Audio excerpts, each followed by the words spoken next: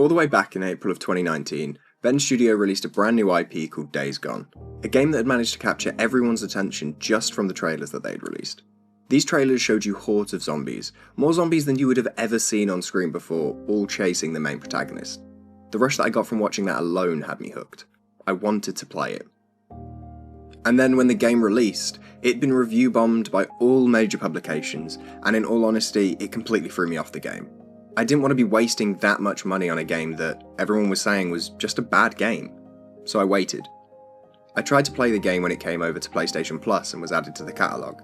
I managed about 5 hours before I just couldn't hack it. So I went off and I just didn't think about it again for a little while, but this was really confusing for me. It was a game that in theory sounded great. The mechanics seemed sound and I couldn't work out why it was so difficult for me to get involved with it. And then halfway through 2024, it came on sale on Steam for $10, and I thought, why the hell not? I'll give it a go in bite-sized pieces and see how I feel about it later down the line. Now, after a couple of months, I'd surpassed where I was on the PlayStation 5, and I was starting to get into the swing of things. Then this is when the inevitable happened. The game got great. 10 hours into the game and it finally came alive and felt great to play. From that point on, I was hooked until the end. Now before going into detail, I do want to point out that it is very strange. It took me months to get to 10 hours, and from there I managed another 20 to 30 hours within just 2 weeks. It's a game that starts off slow, and once it all clicks together, it really does just all click together. I think it was helpful for me being able to play it portably in bite-sized chunks to get through the small slog at the start, before having the will to fully commit to the game. Now the first thing that I really want to talk about is arguably the most important part of this game, and it's the story. It's a beautiful story of boy misses girl, but it's set in the apocalypse. It starts off really slow and nobody in the story even seems to matter. But slowly throughout the game you start to learn more about the people and their motivations for doing every single thing that they do. Whether that is one of the camp leaders or even just getting to know the protagonist just that little bit more. But the main problem with the story is honestly just how slow it all starts off. You have to get into it to understand exactly why people are acting the way that they are. The main character Deke is very rude almost consistently, and it almost just seems unwarranted until you learn more about him and how he has been throughout the time of this apocalypse. Learning more about his relationship with his friend Boozer and his past relationships with the camps and so on, you learn more about who he is and how he really isn't as bad as he comes across, especially at the start of the game. With the nature of the game being an open world RPG, it leads to having a lot of intertwining stories. Some of them can be bland fetch quests that seem pointless, or just going to rescue survivors that you have no idea who they are, and then you never end up seeing them again anyway. But I will say that the Bounty Hunter storyline is quite fun, and there's enough deviation within it that it keeps it really interesting. But the overtone for the story really outweighs the bad open world tropes that this game hands you. Sony has a reputation for creating incredible single player games, and I think that this one has gone under the radar with a slow build up to an amazing payoff. Now when it comes to the combat, this game is a third person over the shoulder style shooter. The best way to describe it is that it's just a cover shooter. The combat gets better the further through the game that you get. The abilities that you unlock, as well as getting newer and better quality weapons, makes getting through the freaks and the other survivors a lot more enjoyable. Now the game does wind through a lot of different enemy types. The zombies are referred to as freaks, and then there's just different factions throughout the world that are actively trying to either pursue you or just put you to an end because they simply can. Now the big thing about this game that had me attracted to it in the first place was the hordes of freaks. I will admit that the first few that I dealt with felt almost impossible, but once you get the hang of it, it becomes an awful lot of fun. The idea is to utilise traps, the environment and your weapons to try and whittle down the horde in parts. There's a lot of running around, it's very high action, and to be honest, it's been some of the most fun I've had in a zombie game in such a long time. Now the combat is realistically nothing special, but the way that they utilise it with the different game mechanics makes it even more fun.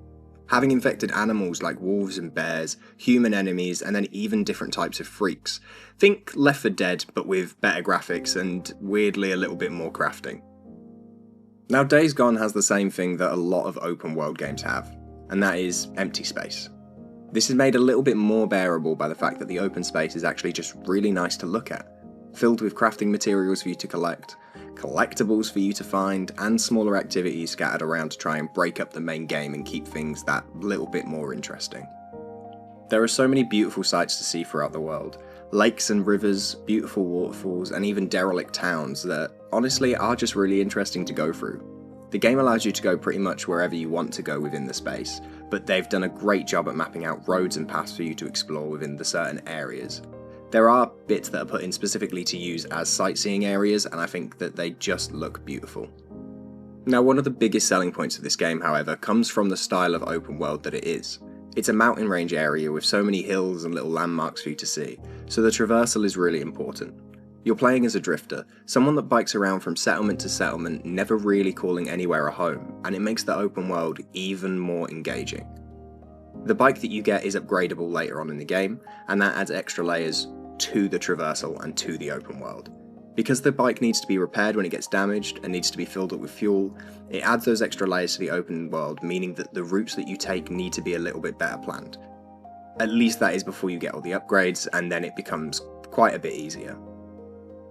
Each section of the map is more so linked to a faction, so the game splits up really nicely where you can still move between regions later on, and the game will open up a lot throughout. But when you open the game at the start, it's not going to be massive and you're not going to be overwhelmed by the sheer size of the map, being worried about the amount of things that you need to do and the things that you need to complete. Alongside more open world tropes that a lot of games have taken on these days, this game also consists of a weird crafting system. If I'm being honest, for the most part it seems to just be there for the sake of being there, especially at the start. You unlock more recipes as you go on and complete more side content, but it does seem to be that you're always picking things up for the sake of it and not particularly using it. Towards the end of the game I had a lot of fun with the crafted melee weapons, and when I got more invested and started tracking down and fighting the hordes, I did care a lot more about using the traps and the other types of explosives. But for the vast majority of the game, however, all I was really doing was crafting medicine to make sure that I was less likely to die, and Molotov so I could take out the nests and unlock the fast travelling for certain areas. I do think that there's a lot more to the crafting, and there's ways to make the game a lot easier for you whilst you're making your way through it. However, I personally didn't feel the need for it until late game, but at which point it was kind of annoying to have to learn how to do the crafting. So my advice on this would be, learn to craft from the start and it might make the game a little bit more fun for you, especially throughout the combat. But the last thing that I want to talk about, at least in great detail, is the audio for this game. The general soundscape as you're going across the open world is so fitting. There's an eerie feel during the night, and during the day you can get moments of tranquility across the mountains. The animals sound great, the bike sounds even better, and the freaks sound how you would hope that they sound. The standout thing that I found for this game though is the voice acting. Everyone was voiced really well. Even thinking back on it, I don't think there's a single line of dialogue that I wasn't absolutely hooked on. They managed to capture true emotion, and it made the story even more compelling. And there were a few moments in the game where music was added, like full songs for parts of the story, just to fit and add to this narrative. I don't think that there are really any games that do that anymore, and it was nice to be able to have something like that going on whilst you're in such an emotional scene with Deke biking off into the distance, or his feeling of anguish as something bad had happened.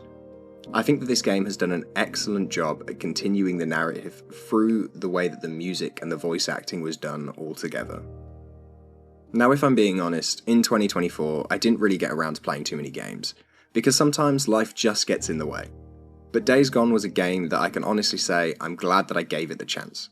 It's a game that, although it was really slow to start, it had a great build-up and such a great story that as soon as it was established, I was hooked and I wanted to get through it to find out more.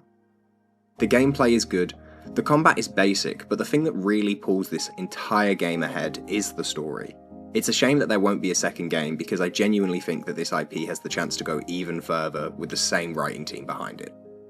Sony single-player games usually run with great narratives, and although that this game was review bombed to hell and sold incredibly poorly, I think it is up there with the best of them. You just have to give it a chance.